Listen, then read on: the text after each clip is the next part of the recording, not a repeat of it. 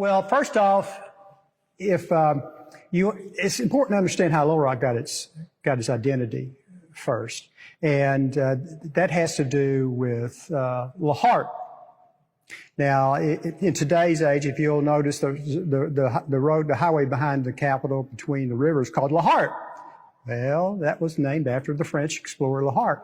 As he was progressing up from Arkansas Post, up north into the Arkansas River, give you a landmark where Clinton Library is today. Then if you go just a little further down, you have the old railroad bridge or the walking bridge. Yeah. Right there was a rocky point that protruded out into the river. Mm-hmm. And just imagine you're traveling up with LaHart and you say, Captain LaHart, where are we at? He sees the rocky point. The Little Rock. It was a navigational point. It was a reference point. It was a marker to allow them to navigate, know where they were at.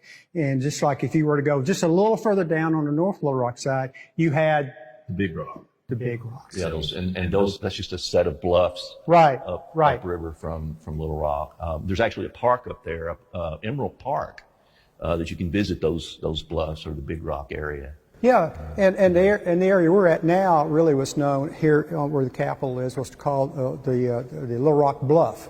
Is what it was called in that day. So that is one of the reasons that they're going to kind of begin to look at this site.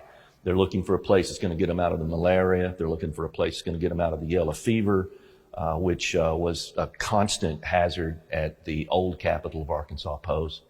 And by getting the capital or a capital area up above the river where there's plenty of drainage was going to help deal with the mosquito Exactly right. And so that's another reason you're going to be able to look at this place. And again, it's going to become valuable real estate, and they're going to buy into that. There's going to be several of those. Some of the guys that began to buy land up here was Russell and OHara and... Yes, actually you had two interest groups. Yeah. The one OHara was from St. Louis. Right. He was a land speculator. And there you can see that St. Louis connection that's going on. Right. And how they got that certificate was, if you remember, around 1812, 1811, you had the giant earthquake that impacted southeast Missouri, northeast Arkansas, and destroyed a lot of land in Arkansas up in the northeast corner. And the federal government issued grants. They were the new Madrid certificates, where if you lost 1 acre of land, you could prove it, you were entitled with this grant to obtain 160 acres anywhere in the United States. And OHara had actually 3 grants. So his was, he went ahead and latched onto this area here. Second piece of this puzzle, countering the St. Louis speculators, was William Russell. Oh, yeah, William Russell, actually, on the site where the old state capitol is today, William Lewis was a hunter and a trapper. He actually settled this particular Little Rock Bluff area. Now, that was in 1812. Now, about 1815, 1816, he sold his title to the land for $10 to an Elijah White. Okay, now Russell bought what he thought was the entitlement from Elijah White's daughter. But in reality, so this gets a little complicated here. In reality, Elijah White had sold it to another individual called Murphy.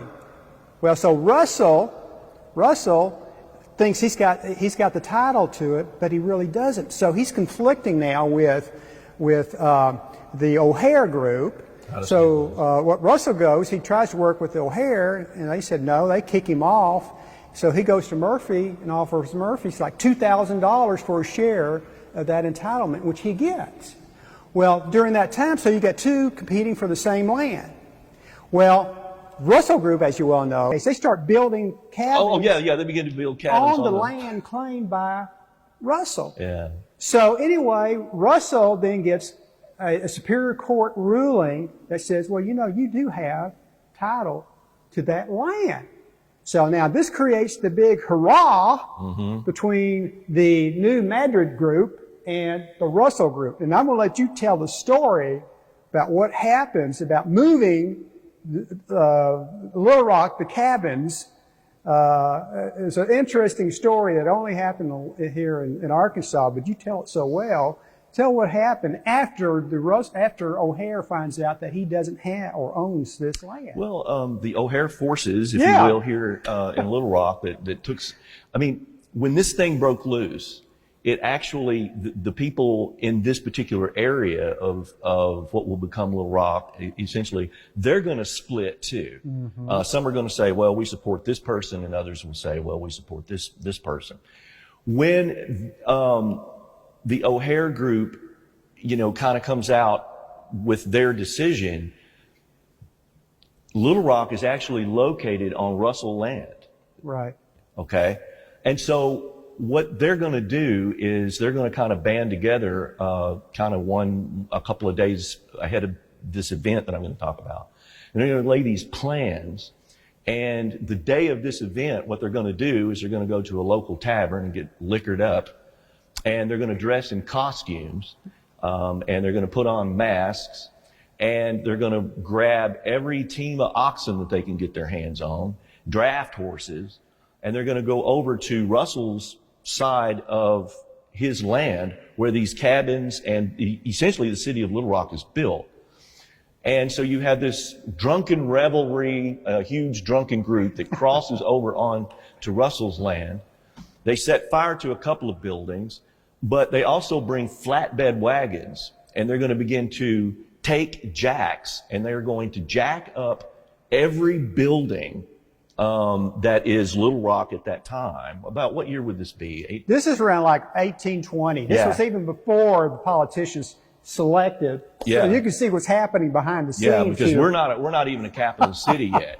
And so they take these flatbed wagons over there and they jack up these buildings, and they actually built bonfires so they could see what they were doing in the middle of the night. And they jack the buildings up. They slide these flatbed wagons underneath them. They hitch up the oxen and the draft horses, and they move the entire city across the property boundary to the other side, over to OHara's side. Right. That would be, I guess, moving night in Arkansas. So Russell reaches a compromise with OHara. They reach a compromise, a financial compromise, and in that, Crittenden with Russell, Ashley with OHara, agreed with everyone else that they would both support the claims of both, so that you could establish the city of Little Rock. Now, the thing to remember, though, for all this, Little Rock did not exist as a city when all this was going on. There were maybe about 3 or 4 cabins on site here. There was no roads, there was no infrastructure, none of that.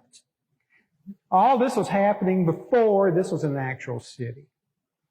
And it was developed then from that point afterwards.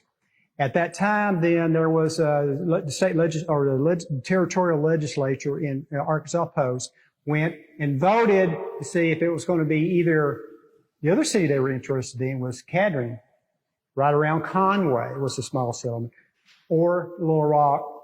They selected Little Rock.